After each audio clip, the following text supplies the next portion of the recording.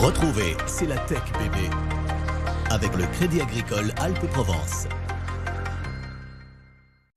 Votre programme C'est la Tech bébé avec la métropole Aix-Marseille-Provence, élue capitale européenne de l'innovation 2022.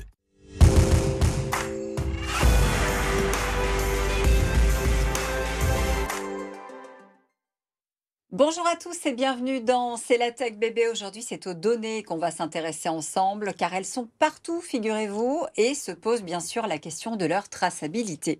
Gros plan sur Kix, l'entreprise marseillaise aura 10 ans cette année. Elle utilise la blockchain pour tracer et certifier les documents. Authentifier, c'est aussi le cœur de métier d'Authentique avec 2O. La start-up aixoise a imaginé des systèmes basés sur la technologie NFC pour créer la carte d'identité des produits. Et puis nous verrons aussi bien sûr si le territoire est un vivier en la matière et comment l'écosystème accueille ces tout nouveaux outils. Le 29 janvier, c'est-à-dire à la fin du mois, ce sera la journée mondiale de protection des données. Et c'est vrai que s'il y a quelques années en arrière, elle passait presque inaperçue dans notre agenda, avec le développement des usages numériques, elle est devenue quasiment incontournable. Bonjour Mathieu Sommek. Bonjour Raphaël. Vice-président de la French Tech Aix-Marseille. La traçabilité, c'est-à-dire le suivi de la donnée, d'où elle part, par où elle passe et où elle va, c'est essentiel. On a en quelque sorte, grâce à ces systèmes, tout l'historique. Exactement. Alors on peut rappeler que déjà il y a tout un tas de nouvelles technologies qui permettent de pousser la traçabilité un cran plus loin. Le code du code barre, la puce RFID, l'IoT, la blockchain, on va en parler aujourd'hui. Tout ça, ça permet de simplifier la traçabilité et de la rendre en même temps beaucoup plus complète. Ouais, surtout qu'on est à l'ère du big data. Exactement. Donc à l'ère du big data, la traçabilité est d'autant plus importante. Elle permet de garantir la qualité des données, elle permet de respecter les normes de conformité, d'identifier et de résoudre des problèmes, de faciliter la collaboration, d'améliorer la prise de décision. Bref, c'est un outil indispensable pour l'entreprise, mais pas que. Alors dites-moi, sur le territoire, on a de vrais écosystèmes qui se sont développés sur ces sujets, côté recherche, côté incubateur et peut-être des startups aussi qui s'intéressent à ce sujet? Exactement, c'est un sujet qui se prête particulièrement à l'articulation entre le monde des startups et le monde académique, et puis le monde des plus grandes entreprises, avec au milieu les incubateurs et les accélérateurs de startups. Donc on a effectivement beaucoup d'acteurs, on a un niveau de recherche d'excellence sur notre territoire, bien sûr avec Aix-Marseille Université, et donc on a un territoire qui est particulièrement riche sur ces sujets. Je me souviens de Wine in Block par exemple. Wine in Block que nous avons reçu ici dans une émission précédente en fin d'année dernière et qui développe un passeport digital qui permet d'identifier et de tracer les bouteilles de vin et spiritueux comme son nom l'indique. On trace tout avec TrackSense par exemple, qu'est-ce qu'on suit? Avec TrackSense, l'idée c'est de tracer les flux de marchandises et notamment ceux qui sont embarqués dans des conteneurs. Udicat, qu'est-ce que c'est? Alors Udicat, c'est une start-up qui est basée à Aubagne, qui est experte en business intelligence et en traitement de données. Et elle développe des solutions clés en main qui sont adaptées au big data pour piloter son activité et exploiter ses données en toute confiance. On va partir d'Aubagne pour aller à Aix-en-Provence, découvrir Authentique avec 2O. Depuis les 1000, elle a créé ce qu'elle appelle les cartes grises des produits. À l'intérieur, grâce à la tech, bien sûr, tout le cycle de vie est consigné. À quoi ça sert et comment l'idée est née, Marine Bossy a voulu comprendre. Sauriez-vous reconnaître la version originale de cette paire de baskets? Si elles vous paraissent identiques, l'une est pourtant une imitation. Authentique est une application conçue pour lutter contre la contrefaçon et pour renforcer la sécurité dans les produits échangés entre professionnels, mais aussi particuliers. Tout l'intérêt d'Authentique, c'est de savoir qui est propriétaire et de permettre de suivre la chaîne de propriété du produit. S'il est vendu, à qui il est vendu, qui en est le propriétaire et en cas de vol, le cas échéant, de retrouver le propriétaire d'origine du dit produit. Sacs de luxe, bijoux, œuvres d'art. Nombreux sont les produits à pouvoir bénéficier de l'installation de cette puce électronique, reconnue comme une carte grise officielle. Vous avez juste à scanner le produit. Vous avez produit original, le nom du produit, à qui il appartient. Les particuliers pourront, s'ils veulent vendre leurs produits, transférer l'authenticité du produit, notre carte grise, directement dans l'application. Prochaine étape pour la start-up, sécuriser les places de concert, spectacles ou événements sportifs pour garantir l'authenticité des billets. La traçabilité, vous le voyez, est donc un enjeu majeur. Ça n'est pas notre prochain invité qui dira le contraire.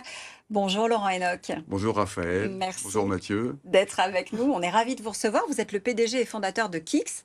Au départ, c'est une société de logiciels. Oui, c'est une société qui a été créée pour exploiter des brevets du CNRS, dont je suis l'inventeur, en étant enseignant-chercheur à Aix-Marseille Université. Dès le départ, vous avez en tête quand même de protéger les données grâce à une technologie basée sur la blockchain. Pourquoi ? Alors le paradoxe, c'est qu'au départ, il n'y a pas besoin de blockchain partout dans Kix. C'est-à-dire que Kix, c'est un procédé qui permet d'équiper les fichiers de preuves autoportées. Ces preuves sont embarquées dans les fichiers, elles sont très très faciles à vérifier par tout le monde. Et l'objectif de départ, c'est un objectif industriel. C'est vraiment de garantir que deux acteurs industriels puissent être certains, avoir confiance dans les données qu'ils échangent et qu'ils reçoivent. Et donc, la blockchain est venue concomitamment, c'est un complément nécessaire sur les évolutions actuelles, en tout cas des besoins liés à la traçabilité, qui touchent tous les secteurs de la dématérialisation jusqu'à la finance internationale et qui sont poussés par des réglementations européennes qui arrivent sur le passeport numérique dont vous avez parlé tout à l'heure, sur notamment le document transférable électronique qui est un outil clé qui va être mis en loi en France au printemps. Comment ça se passe concrètement pour l'utilisateur quand il a son document et qu'il veut le transférer en assurant sa traçabilité ? Alors, c'est extrêmement simple. On propose une solution visible qui est un portail qui permet par simple glisser-déposer de prendre un fichier et de le protéger. On protège l'intégrité du fichier, c'est-à-dire on garantit qu'il n'a jamais été altéré. On protège son origine. Et puis aujourd'hui, on a déposé un nouveau brevet qui permet de protéger le transfert numérique de documents. On est capable de dire qui est le titulaire du droit d'opérer sur une donnée. Et ça reproduit quelque chose de très important qui a été inventé par Bitcoin, en fait, qui est la possibilité d'utiliser un contenu numérique qui, par essence, est complètement reproductible, mais de pouvoir ne l'utiliser qu'une seule fois. Aujourd'hui, on voit bien que c'est un marché en pleine évolution. Est-ce qu'on va être tous obligés d'avoir dans nos ordinateurs, dans nos téléphones, des systèmes identiques finalement intégrés à ceux que vous développez pour être sûr de tout ce qui s'affiche sous nos yeux ? Alors, je le crains. On a par exemple un grand client qui s'appelle Bluecrest, qui est une société qui s'apprête à déployer une solution de mail vérifiable dont on fournit la technologie. Ça veut dire qu'on sera certain de l'origine de l'envoi. C'est ça. Alors que là, on peut... Alors que là, on est victime d'attaques de phishing avec des zéros qui remplacent des O, avec des choses comme ça. Ouais. Tu nous as cité un exemple d'application. Est-ce que tu peux nous citer 2-3 exemples de secteurs qui sont friands de la technologie Kix ? Oui, absolument. Alors, on a des clients dans le métier de l'expertise en assurance qui utilisent notre solution pour faire des photographies dans des contextes distants. Également, un grand client qui est prestigieux, c'est la Fondation UEFA pour l'enfance, qui utilise notre solution photographique pour auditer des projets sur le terrain sans être obligé de se déplacer. Donc, c'est quoi les prochaines étapes du développement de Kix ? Alors, on est pour la première fois sur des marchés globaux. J'ai parlé du mail. Mais surtout, on est très présent sur les groupes de travail qui aident à préparer les standards ou les réglementations liées justement aux documents transférables électroniques, ce qui va être un enjeu économique considérable, et au passeport numérique des produits. On flash un code où on approche une puce NFC et puis on a des informations sur le produit et on peut dire qu'on le donne à quelqu'un d'autre, etc. Voilà. Kix, prêt pour la bataille depuis ici, Marseille. Merci beaucoup Laurent Enoch d'être Merci, venu Raphaël. nous en parler. Allez, c'est l'heure de notre Bloc Tech. Les événements à ne pas rater, salon, événements, appel à projet, qu'est-ce que vous avez en magasin, Mathieu ? Le 5 février 2024, dans un théâtre parisien, nous avons la Nuit de la Data 2024. Donc c'est la 2e édition, il y a plus de 500 professionnels et c'est l'occasion de fêter les plus belles innovations de l'écosystème data avec plusieurs catégories. On espère bien sûr y retrouver Kix. Il y a au Parc Chano, chez nous, le 6 et le 7 mars, l'Access Security. Donc pendant 2 jours, c'est un événement qui met en place la première plateforme d'échange regroupant les acteurs clés de la sécurité électronique, physique, la cybersécurité, la sécurité des réseaux et des États Donc, un événement incontournable pour les fans de ces sujets. Et puis enfin, on va citer les French Tech Capital Days édition Sud qui auront lieu du 16 au 19 avril. Et les candidatures sont ouvertes jusqu'au 23 janvier. Donc, il faut s'y préparer pour permettre aux startups des domaines des clean tech, deep tech et des medtech d'y participer et d'y représenter notre région.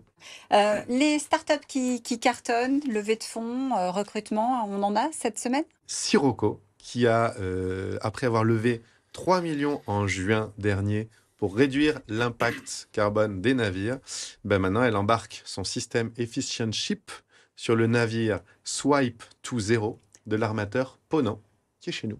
Donc c'est une excellente nouvelle. Ship, Swipe. Nos startups. Vous l'avez bien dit ça. Hein, J'ai essayé. Merci Mathieu. On se donne rendez-vous ici même la semaine prochaine pour un nouveau numéro de C'est la Tech Bébé.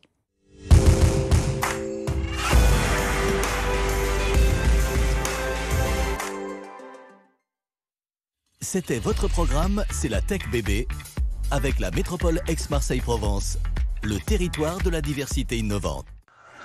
C'était C'est la Tech Bébé, avec le Crédit Agricole Alpes-Provence.